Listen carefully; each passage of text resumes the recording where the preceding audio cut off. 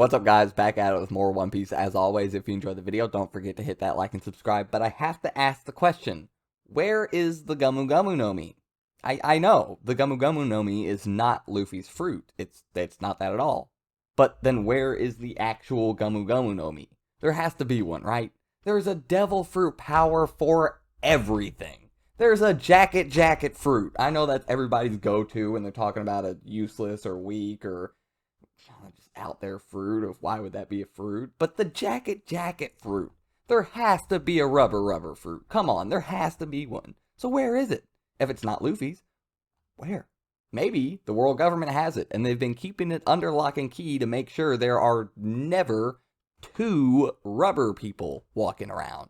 So their lie about Luffy's fruit being the Gumu Gumu no Mi can stay just locked tight, solid, good to go. Because we also have to remember, that is still a secret to basically everybody in the One Piece world.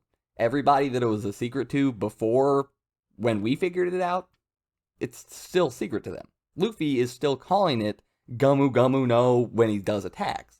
He did not realize that it's a god fruit. We did. That was just the Gorosei talking amongst themselves. So, kind of strange how much more we know about this than almost anybody else in the One Piece world right now. Usually, the fans are at a lack of knowledge. Not anymore. It's our time to shine. Either way, going back to Luffy's actual fruit now, the,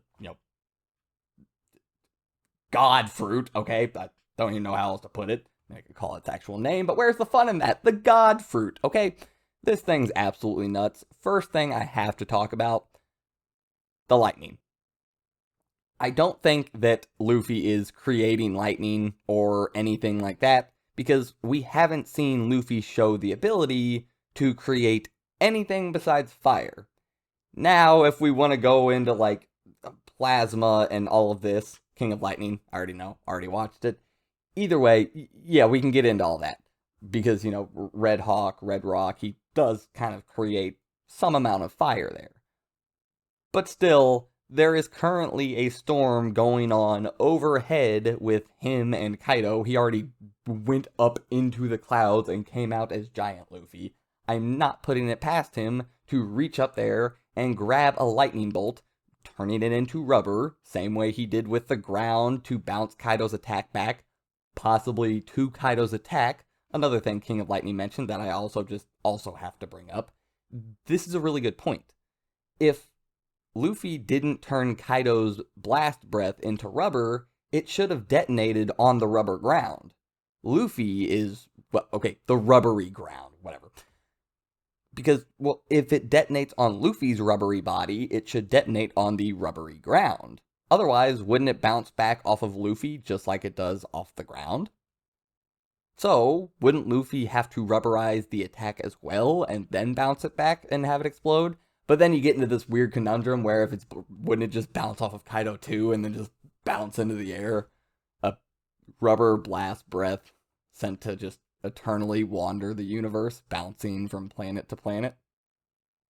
Maybe we went a little bit too big there, but either way, it's a good point. So yeah, maybe the blast breath. Luffy ran on the air. I'm not going to go far enough to say he rubberized the air underneath his feet, but I'm just saying it's not an impossibility. Also, past this, Luffy has shown the ability to affect other living beings. Okay? We cannot overstress that. He has affected Kaido's body. Kaido's body has taken on rubbery properties when Luffy has manipulated it, using Gumu Gumu no balloon while inside of Kaido, reaching through Kaido's eyeballs, okay? If Luffy did not rubberize Kaido's eyeballs in that instance, Kaido would have holes in his eyes where Luffy's arms went through. Kaido would be blind now for probably the rest of time. I get it, he probably has really, really good healing, but can his eyeballs heal from having actual holes in them? I don't know. Either way, doesn't matter. Luffy can affect other living beings. That is insanely, once again, cannot overstress this, insanely busted. So, to wind this all the way back to the lightning that we were talking about, I think it is very safe to say that Luffy can simply reach up, grab a lightning bolt as it strikes, rubberize it, and then hit somebody with it. De-rubberizing it, and hitting them with a lightning bolt. Get out of the way, Eneru, nobody cares anymore. You are no longer the lightning god. Luffy has taken your place. Now, with this being said, this is still insanely overpowered. Okay, Luffy can't create and manipulate lightning. Well, he can manipulate lightning. He cannot create lightning. He can manipulate anything now, right? Basically. Now, thinking about this is just coming up freely at this point. What is a Devil Fruit user's biggest weakness? One of the biggest pros to Aokiji's fruit, by the way. Water. Can Luffy, if falling into water, simply rubberize the water if in his awakened form? That would be insanely useful. Like, oh, death! Boing. Not just kidding. I'm fine. Just instead of dying, you just bounce off of it. A1, I will take it. Like I said, one of the best parts about Aokiji's fruit. Water is just not an issue for him. Just whoop, freeze it. Literally, as long as you aren't unconscious, you will not fall into the water without being a complete idiot. I'll take it. That's, like I said, a Devil Fruit user's biggest weakness. That, and I guess the Yami Yami no Mi. Yeah, this still doesn't unproblemify Whitebeard. That man's still a problem. Two more things we gotta talk about with Luffy's fruit. One, the fire abilities. If we have a Sun God fruit, and we go into our awakened form, and our hair is fire, basically, probably not as hot as fire, you could probably touch it and just still rub Luffy's goofy little head, but it's basically fire. Why, then, is our fire arsenal limited to Fire Punch, aka super epic fire punch called Red Hawk, and Big Fire Punch, aka super epic big fire punch called Red Rock? Why? So when I say Sun God, say the first thing that comes to your head. I can pretty much guarantee none of you said rubber. If you did, I would say you weren't listening. Now, I don't know how many people said fire right off the bat. A lot of people probably said sun. Or God. One of the two. I mean, it's literally two things in the name. But if you go down the list of all the things you think about when I say Sun God, just without all of the pretexts of One Piece involved, rubber is probably much further down on the list than fire. But yet, even the Gorosei, when explaining Luffy's fruit, say nothing about fire at all. But yet, we have seen Luffy activate fire abilities, manifest fire, and hit somebody with it. Why is this still such a mystery? Learning that he had a Sun God fruit instead of a rubber fruit feels like something that should help to explain this, and it doesn't. I mean, it kind of does, because you can just say, well, it's a Sun God, so yeah, fire abilities make a little bit more sense. But, I repeat, why? And the only two. That's it. Why do we not have more fire abilities? Now, like I said earlier in the video, Luffy doesn't know that he has this fruit. He thinks he is just a rubber person with the Gomu Gomu no Mi. If Luffy learns the truth about his fruit and what fruit he has, would he start to develop more fire abilities, understanding that he has the Sun God fruit? And would this cause some, like, existential crisis for Luffy where he's like, I thought that was, like, me honoring Ace and, like, the will of my dead brother living on through me, allowing me to manifest fire and Red Hawk and just my fruit. Would Luffy get upset because of that? I don't know. I honestly don't know. But it's still possible that he would start to develop more fire abilities, which kind of just feels like he should have more than just Got some fire on my fist. And the last thing we need to talk about was not part of what the Gorosei was talking about when they were saying what the awakening did for the fruit.